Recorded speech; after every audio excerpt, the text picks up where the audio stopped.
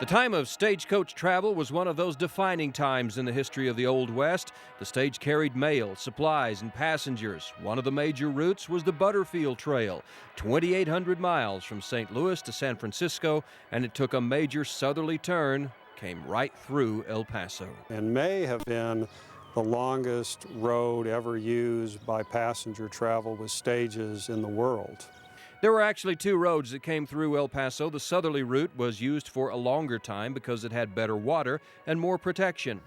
For those travelers coming from the east, this stop in San Elizario is one of the most anticipated stops of the entire trip, because by the time they got here, they had already crossed over hundreds of miles of very rough West Texas trail. Rough ride, a lot of danger. It was subject to attacks by Indians. It was not something that people look forward to. Now, once they got here, this would probably be the best meal they would have had since they left either San Antonio or another large city to the east of here. It was bone-shaking and slow travel. The stage averaged around 3.5 miles an hour. Downhill, it might go 8 or 9. Out of San Eli, the stage passed by the chapel. The church was in a different place then and not in very good shape. And then the stage went over Glorieta Road on to El Paso.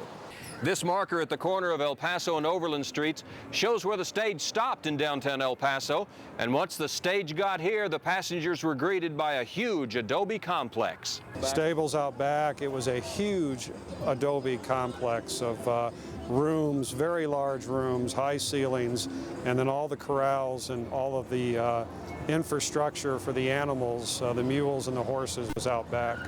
Today it's a typical downtown block of retail stores. Back then, it was clearly a place of importance. It was the largest building in El Paso from 1858 until it was torn down in 1898, the largest structure in El Paso.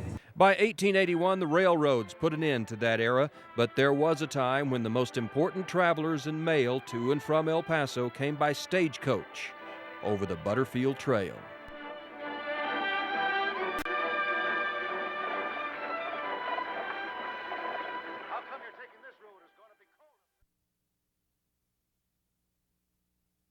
One of the most obvious sights passing through El Paso is the spire of the Union Depot, a building that stood tall in the city's history since it was built in 1905.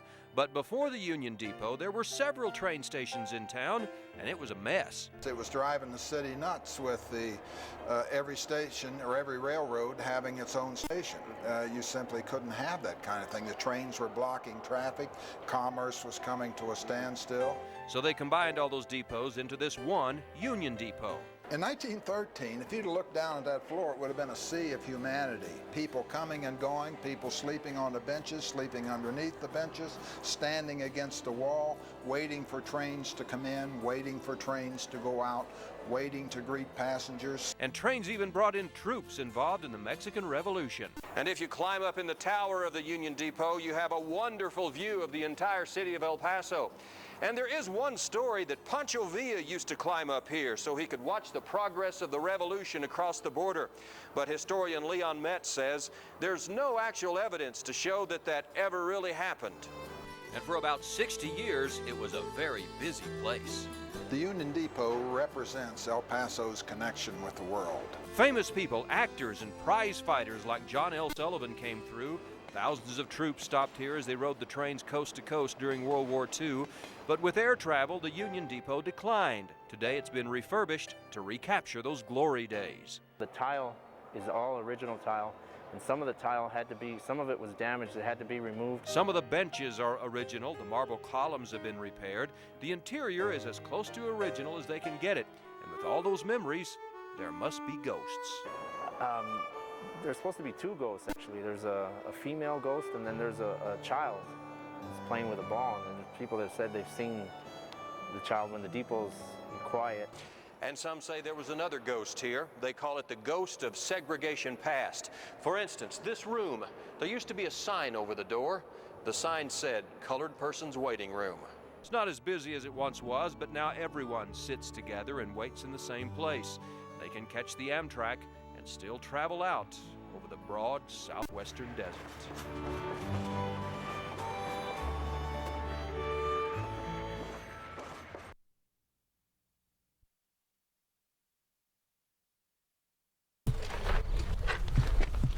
kind of like one of those things you need 4 hands for.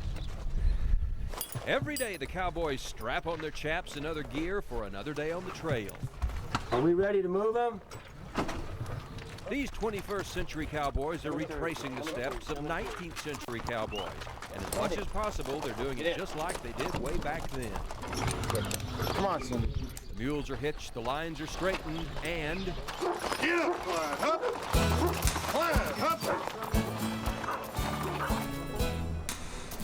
Up. Climb, break, dizzy, up, John, up. Get up, mule. We made a promise when we started this that it would be a positive in everyone's life that we touch. Frank, get up! And for adventure and because we love the Old West. That love for the Old West was the prime prerequisite for coming on this trip. Each man here has spent a lot of time on ranches and horseback, and it's skilled work, especially the work of driving a team of 5 mules. What's the worst part of your day? What's the worst part? The hardest part of the day? Getting up in the morning. They're sticking as close as they can to the old Butterfield Stagecoach Trail, and this day they're traveling over Anthony Gap. They started the trip in Springfield, Missouri on March 24th, and here 1,100 miles later, they're almost in Anthony. Get up, Frank. Every time you turn around, there's a friendly face.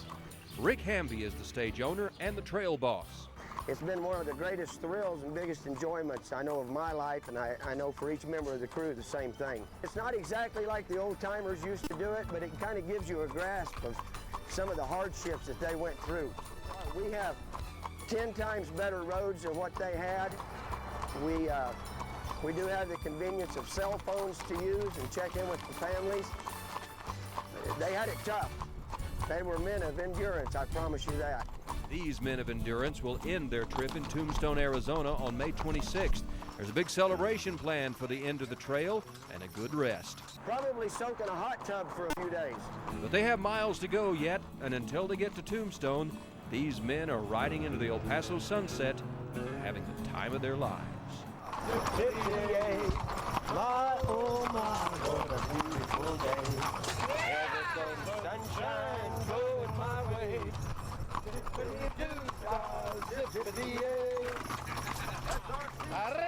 Woo!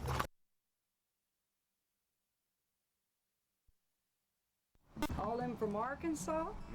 Wasn't that something? June Anders is the keeper of the Black Range Museum in Hillsboro. On the walls inside are the old-fashioned hard hats and other gear the miners used after prospectors found gold here in 1877. 5,000 people ended up here at Hillsboro. Well, I understand there were lots of bars and a lot of entertainment by young women. The museum building was once the Ocean Grove Hotel.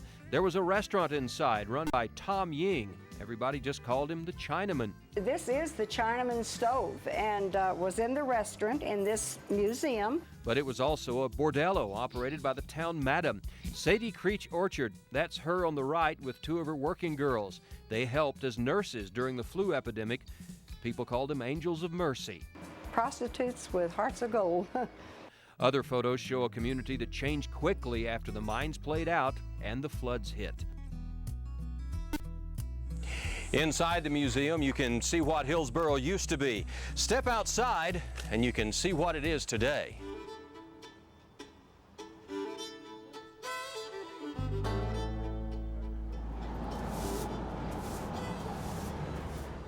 Today it's a small community. There are old-timers and many new residents who escaped from large cities. Nothing like a nice, clean entry. Yeah. Gail Cantrell and her husband were just passing through a few years ago and decided to stay. Gail Cantrell from Oregon, now in New Mexican. Love it. You know, cakes and pastries and desserts. And just down the street, West Coast corporate refugees Angela and Steve Detloff returned to Angela's childhood hometown and converted the whole barber shop into a restaurant. The people are a lot nicer. Everybody is very friendly. You walk down the street, everybody just says hi and, you know, how you doing, have a good day. Hillsboro remains quaint and small because we're surrounded by the big ranches or BLM land. It's a great little place, and there's always newcomers wanting to move here, but there's just a lack of property available sometimes. Here they especially enjoy being their own boss. Every night they create a new dinner menu, and their special desserts attract people all the way from Albuquerque and El Paso. One person you have to keep your eye out for here in Hillsboro is Officer Bob. He keeps a vigilant eye on all the traffic, and he never rests. And he never moves. Bob's a mannequin, doesn't even have a lower body, but he does the job of keeping the traffic slow. And it's just slow enough so that life is calm, and even on Main Street, hummingbirds can peacefully go about their business.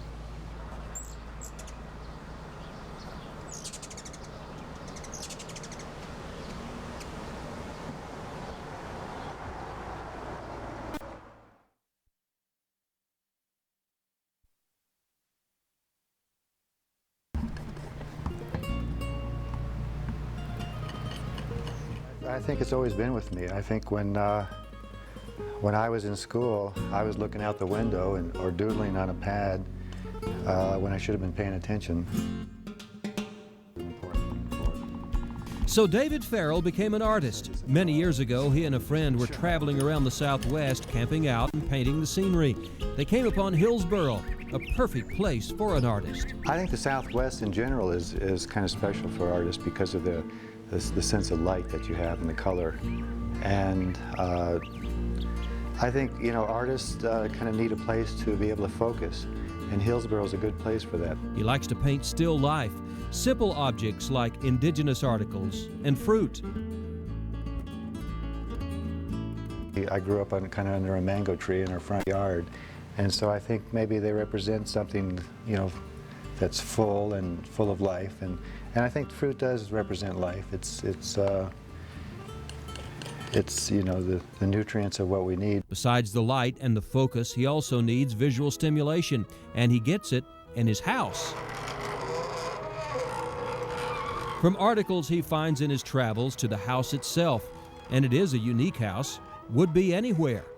This used to be the powerhouse back in the 30s for Hillsboro, and the electric company, yeah.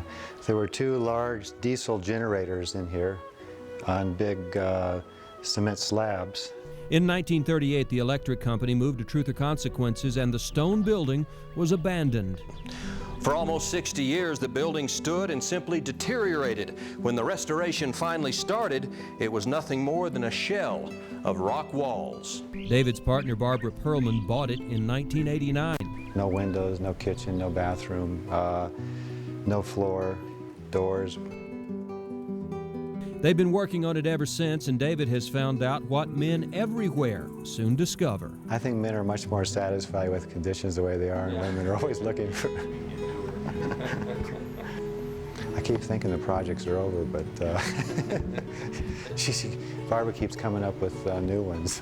But they're projects that agree with his philosophy of having a home that's a joy to live in and a joy for other people to see.